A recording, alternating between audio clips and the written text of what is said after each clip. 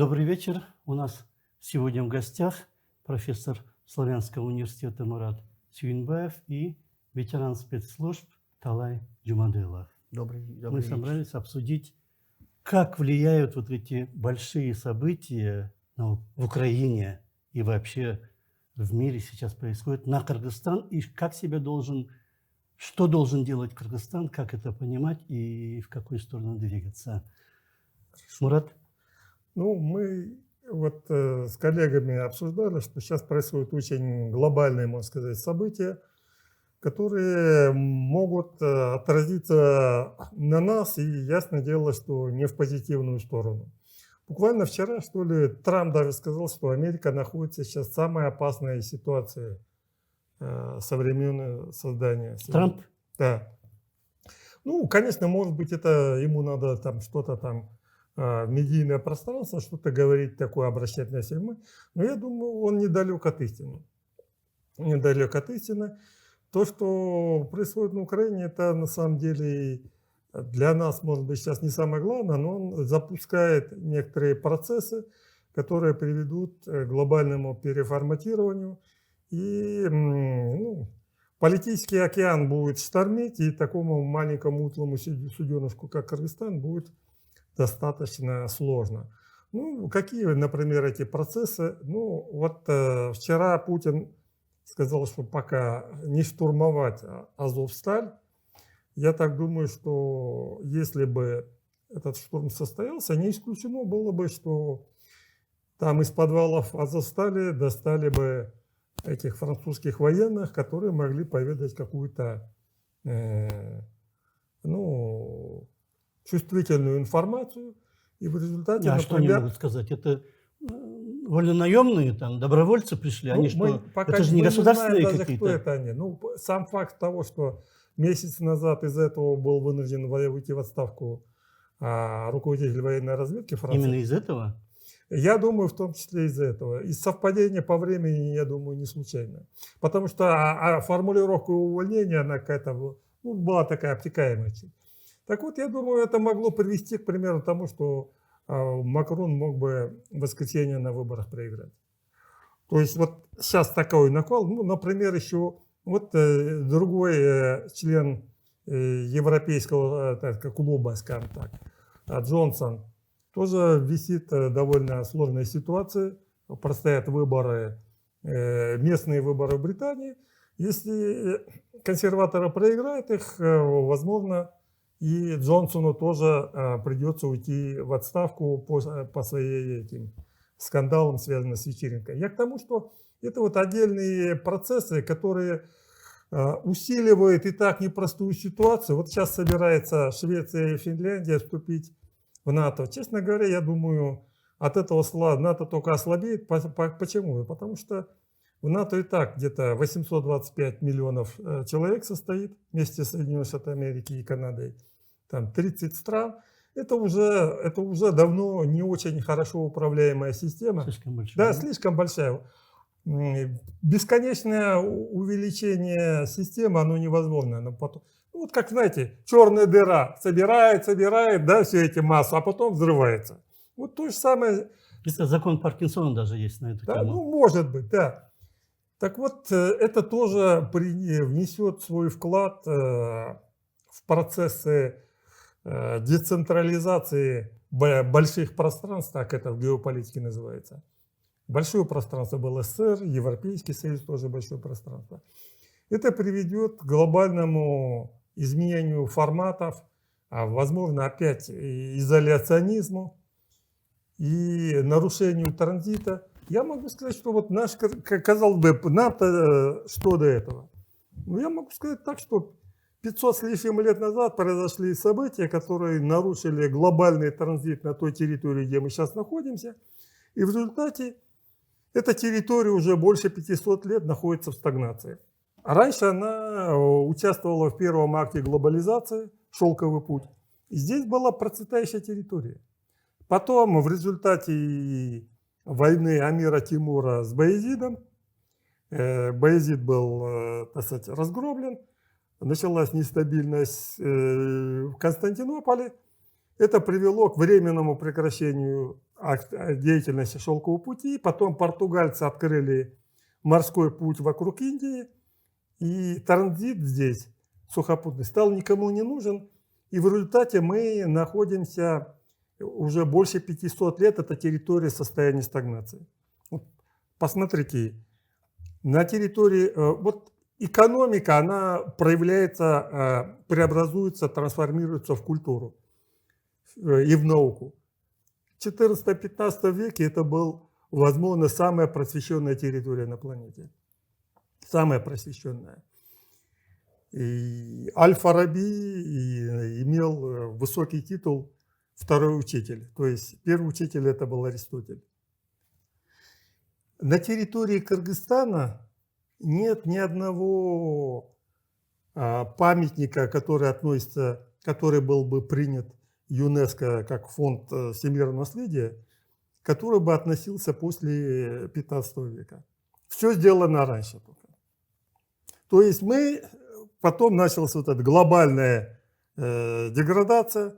Можно сказать, что в 15 веке, 14-15 веке, эта территория здесь была, можно сказать, постиндустриальная экономика. Что такое постиндустриальная? Это науки здесь процветали. Это сервисные службы, караваны, караван-сараи, это туризм деловой, правильно, да? Это области, которые дают высокую добавленную стоимость. За счет этой высокой добавленной стоимости содержались все эти поэты, ученые, астрономы и так далее. Потом, в середине 20 века мы оказались в рамках СССР на индустриальной стадии развития. И сейчас, в 21 веке, мы находимся на доиндустриальной стадии развития. Вот такая у нас ветвь. И все это связано с тем, что мы выпали из транзита и выпали из глобальных связей. Вот мы и так находимся на самом дне, да, в этом отношении. И мы живем плохо не от того, что мы глупые или ленивые. Мы просто выпали из глобальных процессов. И вот это вот переформатирование мира, оно приведет к тому, что мы можем повторно оказаться вот в этом, на обочине. Мы находимся на обочине исторических процессов. Оказались. Да, оказались, да. Ну, например, что там дальше может быть? Дальше, например, примут Украину в Европейский Союз. Я не думаю, что это... Опять же, слишком много людей там, это во-первых. А во-вторых, я не думаю, что... Вот причина, почему она там вряд ли сыграет позитивную роль, та же самая, по которой Турцию не приняли в Европейский Союз. Это слишком большая страна и культурно отличающаяся от остальной Европы. И они вместе с Польшей и Прибалтикой начнут дальше раздражать Германию и Францию. В конце концов, это может привести к тому, что им это надоест. Они распустят, так же, как устроят свою Беловежскую пущу, распустят это все и начнут форматироваться заново. Ну, по-моему, в Турции уже почти нет никаких переговоров, да? Нету, Уже давно нет. Нету, да. И вот уже у нас начались какие-то такие сигналы о том, что якобы политическая элита нашей страны чешет репу, а не выйти ли нам из ОДКБ и не вступить ли нам, а не замахнуться ли нам, друзья, на Уильяма нашего Шекспира. Вот что-то типа этого. Я так думаю, это очень... Такие шарахания, они очень губительны. Вы как думаете? Ну, мне хотелось бы все-таки вернуться к теме нашего сегодняшнего разговора, к повестке дня. Бесспорно, события, которые происходят на сегодняшний день внутри Украины, так называемая специальная военная операция, то есть по факту боевые действия, которые ведет одно из крупнейших в военном отношении держав против украинского народа, и события, которые происходят вокруг Украины, они, естественно, приводят к возникновению глобальных угроз. Какие они, если их систематизировать? Прежде всего, 24 февраля 2022 года была окончательно демонтирована существующая архитектура обеспечения глобальной безопасности. Геополитическое противостояние крупнейших игроков достигло своего апогея. Речь идет на сегодняшний день не только об боевых действиях в Украине и вокруг нее. Речь идет о глобальном противостоянии так называемого коллективного Запада во главе США и Российской Федерации. И причем эти события необходимо рассматривать как многослойный пирог. Есть экономический аспект, военный аспект, геополитический аспект, аспект обеспечения глобальной безопасности. И вот в этих условиях я согласен с господином профессором, историком, он правильно говорит, это огромный геополитический вызов. Если мы отстранимся от занятия симпатии в ту или иную сторону, естественно, для нас возникает жизненно важный вопрос в условиях формирования нового миропорядка, причем во всех смыслах этого слова, в сфере экономики, финансово-валютного регулирования, распределения ресурсов, энергоресурсов. Я думаю, что в условиях этого огромного геополитического вызова возникает необходимость принятия адекватных и превентивных мер реагирования нашей страны.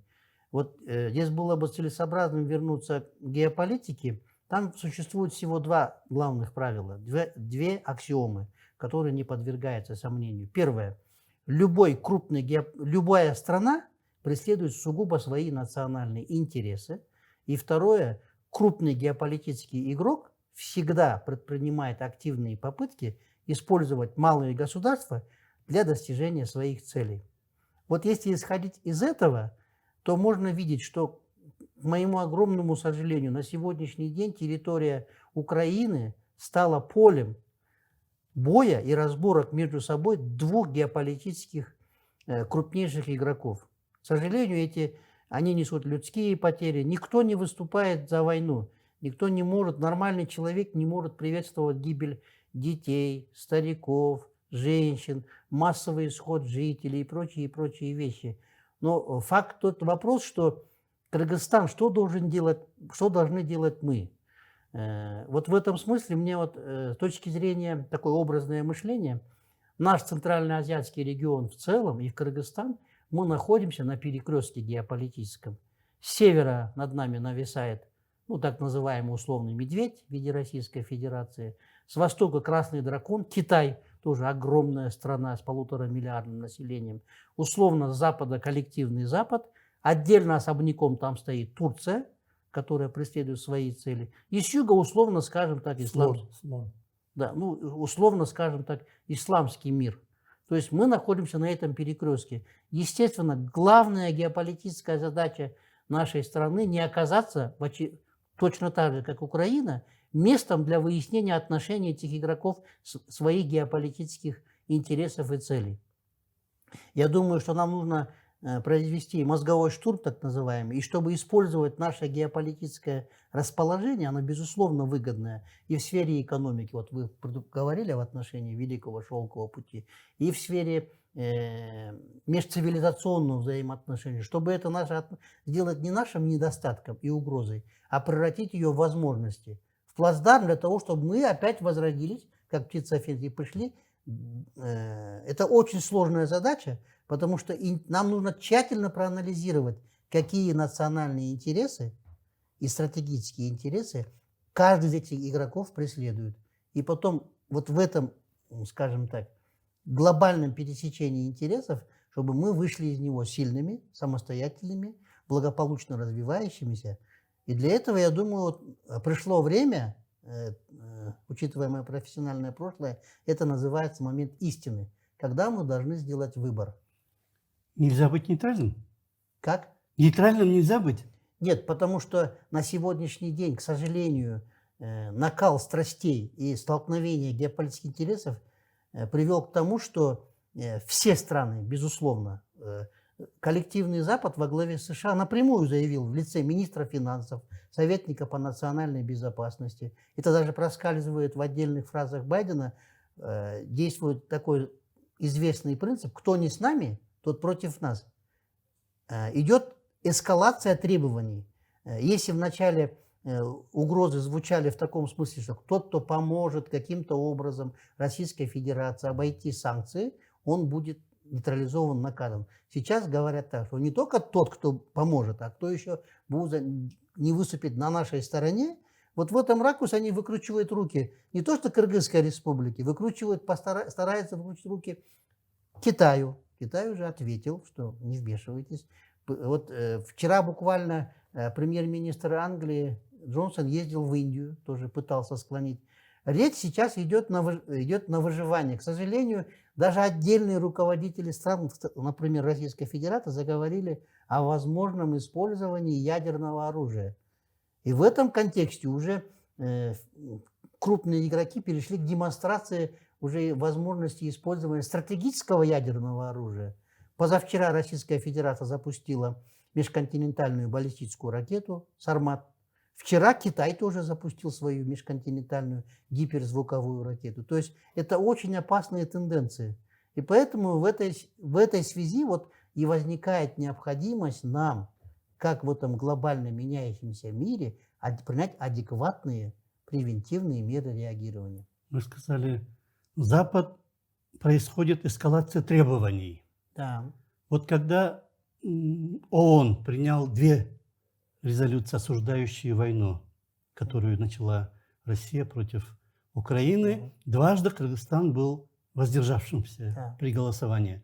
Когда 3-е голосование было по поводу исключения России из Совета ООН по правам человека, Кыргызстан уже против этой резолюции проголосовал, потому что перед голосованием представитель России разослал бумаги, что если вы не поддержите Россию, то будут приняты меры. Это То тоже есть признак... с той стороны тоже ставки начинают повышаться в этой игре. Эскалация требований. Да, ну вот с точки зрения развития ситуации есть вполне достаточно основания полагать, что Российская Федерация и Запад, они все-таки опустят железный занавес. Тенденции такие прослеживаются. Уже четко в российских кругах нет, пока еще. Это вот одним из первых признаков закрытия железного занавеса будет введение эмбарго на поставку нефти и газа. Соответственно, Российская Федерация в лице Пескова и в лице других официальных лиц уже звучат нотки, что пора уже сворачивать с Запада, поворачивать свое лицо на восток, условный восток. То есть это значит переориентация нефтегазовых потоков, переориентация товарообмена на восток. И вот в этом смысле нам нужно рассматривать происходящие события, быть оптимистичными с точки зрения окна возможностей. У нас... А какие есть возможности? Я их спокойно могу перечислить. Да. Во-первых, через нас проходят огромные транспортные возможности. Мы можем выступить в качестве моста. Страна Нет, мы можем выступить в качестве моста между севером, условно говорим, и востоком, путем строительства железной дороги, нефтегазопроводов, транспортных коридоров. Нет, при современных технологиях речь может идти, нам нужно думать длительную стратегию выстраивать. Вот есть такой, вот нам нужно все эти проекты учитывать. Есть глобальный геостратегический проект Китая «Один пояс, один путь». Мы должны определить свое место в этой глобальной стратегии. У Российской Федерации есть геополитический, скажем так, тоже проект строительства Евразии. Аналогично у Турции есть проект строительства тюркского мира, правильно? Туран. Строительство, скажем так, Туран. У исламского мира есть формирование исламского. То есть эти геополитические проекты, они есть. Я не призываю принимать сторону всех, а нам нужно быть более умным. И вот в каждом из этих проектов нам нужно руководствоваться прежде всего своими национальными интересами. Через призму 2 безусловных интересов любой страны, любой нации, любого государства. Это обеспечение благосостояния страны и народа, и второе – обеспечение безопасности. Вот если мы будем руководствоваться этими двумя через призму этих 2 интересов, мы тогда определим свое место и роль в этом глобально меняющемся мире. Время пришло. А может, уже давно определили там люди, которые ответственны за такие решения? Обычно такие, скажем так, стратегические цели определяются в концепции обеспечения национальной безопасности, в концепции внешней политики, внешнеполитической деятельности и в стратегии развития страны. Вот я могу всем навскидку сказать, кто из наших зрителей, либо присутствующих, хотя бы эти документы читал. Они очень емкие. Не обязательно, что все читали. Хотя бы, слышал, четко сформулированные. Я еще раз говорю, с 24 февраля мир изменился. Теперь все эти стратегические документы надо кардинальным образом пересмотреть, четко сформулировать, сделать их ясными, конкретными, четкими и понятными. Потому что время, когда мы вот могли писать, у нас же в Кыргызстане вообще мы страна программ, стратегий, у нас вот стратегия развития страны до 2040 года 150 листов. Концепция национальной безопасности 40 листов. Концепция внешней политики тоже очень большое количество листов. Нам нужно четко определить ориентиры. Если корабль не знает порт прибытия приписки, то любой ветер будет казаться ему встречным. По-моему, историки не дадут соврать. Поэтому нам пришло время не прохлаждаться, заняться мобилизацией и четко определить наш концепт, стратегию и план действий. Идет такая дискуссия, такие разговоры, и вообще что-то вот обсуждается сейчас в Вы верхах? знаете, я не член Совета Безопасности, но с своими коллегами, друзьями мы обсуждаем, поэтому мы здесь. Нас просто беспокоит то, что происходит. И я даже сказал бы, если посмотреть дальше, если будут эти процессы продолжаться в таком духе, да, дальше, украинский вариант может повториться на Тайване. Дальше еще, если смотреть, ШОС объявит себя военно-политическим блоком. Я не думаю, что это улучшит стабильность в мире, в регионе и в Кыргызстане. Почему Китай все-таки не решает, вот, воспользовавшись моментом, тайваньский вопрос? Ну, я так думаю, у них там нет такого, как сказать, антагонизма между тайваньцами и китайцами, какой вот создался на Украине между русскими и украинцами. И вообще тайваньцы являются самыми первыми и самыми главными инвесторами Китая. Китай сделал ставку на что-то подобие конвергенции, и что просто постепенно подвести к мысли тайваньцев о том, что и мы, и вы китайцы, и мы, и вы, и мы – это одна страна, так как это и было до 1949 года. Почему Россия так не могла? Я попытаюсь объяснить. Вопрос в том, что для того, чтобы реализовать претворение своих национальных интересов, прежде всего в сфере геополитики, есть две составляющие существенные. Первое – это экономический потенциал, и второе – военный потенциал. С точки зрения экономического потенциала у Китая все хорошо. Сейчас отдельные аналитики говорят о том, что в смысле в валовом отношении экономика Китая обогнала уже несколько лет экономику назад. Китая. Но вот у нее есть проблемы в сфере военном, потому что есть военные стратегии аналитики, которые считают, моделируют ситуацию. Они считают, что до 2030 года Китаю нужно все-таки период спокойствия для того, чтобы к тому времени нарастить свой военный потенциал и иметь возможность безнаказанно, по крайней мере, без существенных потерь для себя решать такие вопросы, в том числе и военным путем. Поэтому Китай занимает такую взвешенную. Он, скорее всего, согласно той стратегии, как та обезьяна смотрит, как в долине дерутся между собой два хищника, и потом примет ту сторону, на чью сторону будут склоняться шансы. Я думаю, что в этом отношении Китай себя ведет тоже вполне предсказуемо и видно. Но тут есть еще один аспект в том смысле, что вот я поддерживаю, что у нас было бы хорошо, если бы этот вопрос поставили все-таки на системную основу. Почему? Потому что события последних дней, которые происходят внутри нашей страны, вокруг так называемого украинского вопроса, говорит о том, что у нас нет четко выработанной, предсказуемой и ясной, четкой политики и стратегии в этом вопросе. Вначале мы заявляем, что мы осуждаем действия Киева за неисполнение Минских соглашений, поддерживаем Россию. По крайней мере, так было написано в пресс-службе Кремля по итогам телефонного переговора Садыра Джапарова с Путиным. Так было написано. Потом, выступая в Джугурку Кенеше, президент нашей страны заявил о том, что мы занимаем нейтральную позицию. Потом, когда уже приехала с визитом заместитель государственного секретаря США, тут тоже там есть очень много вопросов относительно, как ее встретили, кто с ней переговаривался.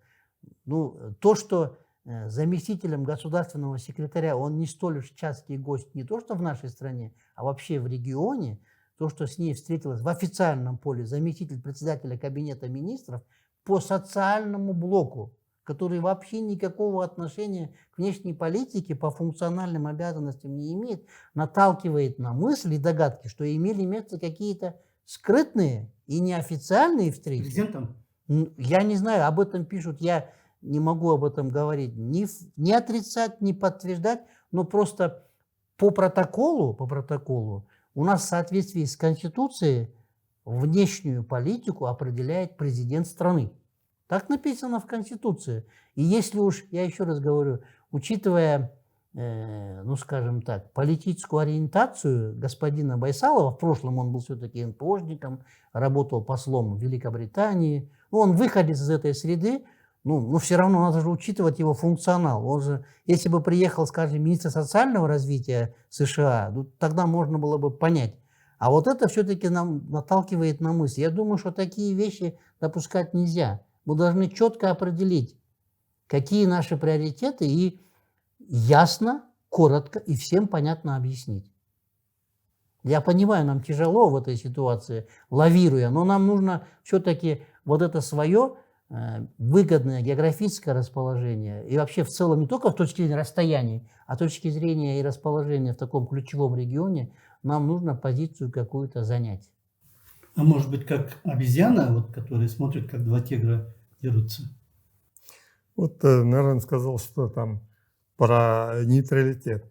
Неважно, ситуационный или вообще, да? Я думаю, это пустые мечты на самом деле, потому что нейтралитет это должен кто-то гарантировать. И я так думаю, просто объявить нейтралитет, я думаю, никто это в расчет не примет. Вот нейтралитет Швейцарии гарантируется огромными суммами денег общих, общак. Там хранится общак западного мира, не только западного. Да? Есть еще, например, одна нейтральная страна, Колумбия. Ее нейтралитет гарантируется Соединенными Штатами Америки, это официально. И вот еще есть одна страна, Туркмения. Я не думаю, что ее нейтралитет имеет какой-то существенный, значимый статус. Я не хочу принять, но я так думаю, ее нейтралитет, скорее всего, означает, что она не хочет участвовать в делах ни СНГ, ни нашего региона. И она просто полагается на свой газовый потенциал, который она входит там в тройку-четверку самых богатых природным газом стран. И поэтому просто это самоустраненность от каких-то региональных проблем, а не какая-то действительная защищенность ее нейтралитета. К сожалению, наша Кыргызская республика, если ее в макроэкономическом смысле, с точки зрения людских ресурсов, финансовых и других ресурсов, мы малая страна, это трудно честно признать. И можем мы занимать нейтральную позицию или не можем, определяет это все-таки нашим весом. Вот, и когда крупные геополитические игроки ставят вопрос ребром, кто не с нами, тот против нас, вот тогда здесь уже отсидеться не получится. Это не или тот сослаться случай. на нейтралитет. Это будет несерьезно. Эта ситуация тут просто сейчас, я думаю, что пока еще до поры до времени Российская Федерация таких ультиматумов не выставляет, по крайней мере в официальном пространстве, но я думаю, все к этому, потому что все-таки наблюдается эскалация этого противостояния, уже применяются уже другие виды вооружений, уже переходят на другие виды санкций. Уже 6-й пакет санкций, по-моему, приняли. Будет 7-й, 8-й. Да, вот то есть идет 6-й, 7-й пакет. В условиях эскалации, естественно, каждый крупный, как я и говорил, согласно второго правила геополитики, каждый крупный будет давить и говорить, говорите, с кем вы. Вот я думаю, что в этих случаях выгоднее не ждать, пока к нам придут и будут нам выкручивать руки, неважно кто, медведь, красный дракон или белый орлан. Я думаю, что, я понимаю, можно сказать, видимо, что мы сами решение приняли, но лучше не ждать в этой ситуации, когда у кого больше дубинка, тот сумеет заставить. Мы сейчас, нам нужно... как дети, закрываем глаза, не видим других и думаем, что мы спрятались, нас не видят. что нас не видят. Я думаю, это просто вот в том-то и острота ситуации актуальна, что сейчас наступило время, когда мы должны определиться. В геополитическом отношении я бы где-то, в первом приближении сравнил бы это с событиями, которые были в середине XIX века, когда наши далекие предки попали в такую же, скажем, переделку, ну, это грубо говоря, в переделку, когда мы должны были в рамках большой игры тоже сделать свой стратегический выбор. История, прошедшая с тех пор, показывает, что в тот период наши предки поступили мудро и дальновидно, при всех издержках, которые потом произошли. Вот сейчас наступил по значимости примерно такой же период. Нам предстоит тоже тяжелый стратегический выбор. Я не готов давать готовые рецепты, но я считаю, что время пришло. Нам сейчас, мы умная нация, мы древняя, мудрая нация, у нас есть свой код киргизов. Мы должны вот этот все-таки вопрос поставить ребром, дискуссия должна быть открытой, и потом, как киргизы говорят, сесть в узкий круг и принять коллективное взаимоприемлемое решение. У нас осталось буквально 1-2 минуты. Надо занять, получается, вот то, что вы говорите, какую-то сторону. А вот независимо от того, что влияет наш политический вес на это или нет, осудить то, что должно быть осуждаемо. Нельзя? Никто не требует, вот сейчас в том-то и вопрос, никто не ставит вопрос осудить кого-то, а вопрос, ты скажи, с кем ты, со мной или нет. Вопрос независимо от того, что там творится. Конечно, вопрос ставится так. Вопрос ставится так, к сожалению. Вот если бы вопрос был осуди, а потом тебе нормально, мы тебя оставим в покое, это был бы совсем другой подход.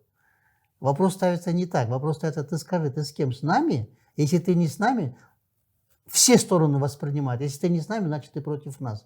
К сожалению, вот эта сама температура давления вот этого противостояния довела до такого состояния. И никто из сторон не высказывает стремление к компромиссу, который удовлетворил бы обе стороны. Пока. Вопрос законности, справедливости или там элементарной совести не стоит. Да? Ну, в большой геополитике я уже сказал. Ни на Востоке, ни на Западе не стоит такой вопрос. Они такими категориями не оперируют. Да. Там, может быть, некоторые оперируют категориями выгоды, доступ к ресурсам или даже с умением сохранить лицо. Вот такими категориями мыслят, к сожалению. Для них категории людских потерь, страданий, это в расчет не пройдет. К сожалению, так цинично устроено мироустройство. И суть. Еще очень коротко, тогда последний вопрос. Многовекторность внешней политики, тогда как она должна проявляться? Ну, вообще сейчас как бы в такой ситуации, я думаю, о многовекторности придется на время забыть. Ситуация так получается. И делать выбор на основе таких критериев, как, например, историческая общность, общность менталитета, у нас коллективистский менталитет, общинный. Кстати, у славян тоже общинный менталитет. И, например, вот мы кочевники, да?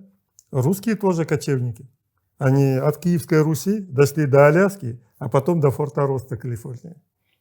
Как вы считаете, многовекторность внешней политики? Я считаю, что современные тенденции развития геополитического противостояния все-таки показывают, что однополярный мир закончился, в принципе. Значит, должна быть многовекторность. Да, вот в том-то и парадокс сложившейся ситуации. В условиях, когда был однополярный мир, однополярный, однополюсный мир, когда была глобальная гегемония и господство Соединенных Штатов Америки, вот тогда можно было допускать многовекторность. А вот сейчас получилось так, что мы фактически идем бицентричному или трицентричному миру, вот в этих условиях, к сожалению, то есть когда мы идем к многополярному миру и, скажем, наличию 3-4 центров силы, вот тут, вот парадокс в том-то и заключается, что в условиях многополярного мира необходимо занимать одновекторную политику. Вот в этом парадокс сложившейся ситуации. Парадокс еще может быть в том, что многополярный мир может оказаться еще менее предсказуемым и спокойным. Конечно. Вот я встречал такие рассуждения, которые очень похожи на правду, я не помню, что самая стабильная ситуация – это биполярный мир. Вот как было там. Однополярный мир нестабилен, это мы увидели. Но, оказывается, и многополярный мир тоже нестабилен, и это доказывается просто по аналогии с другими системами. То есть в политическом отношении многополярный мир, скорее всего, окажется также нестабилен, поэтому Если мы думаем, что мы уйдем от однополярного мира и все станет тихо, спокойно и хорошо, может быть, мы очень сильно ошибемся. С точки зрения инженерного образования, если подходить система, ее основные характеристики – это ее упорядоченность и взаимосвязь всех этих элементов. В условиях многополярного, когда много слишком ядер, возникает больше неопределенности. Вот это и имеется в виду, что по аналогии с другими. Поэтому, я думаю, мы стоим на пороге глобальных изменений, и критически важно, все-таки критически важно определить нашу политику, что мы будем делать. Спасибо большое. Мы сегодня обсуждали вопрос, что делать Кыргызстану и в какую сторону двигаться в связи с событиями в Украине. У нас в гостях были ветеран спецслужб Талай Джумадылов и профессор Славянского университета Мурат Сүйінбаев. Спасибо большое. Вам спасибо. До свидания. Я знаю, что надо делать.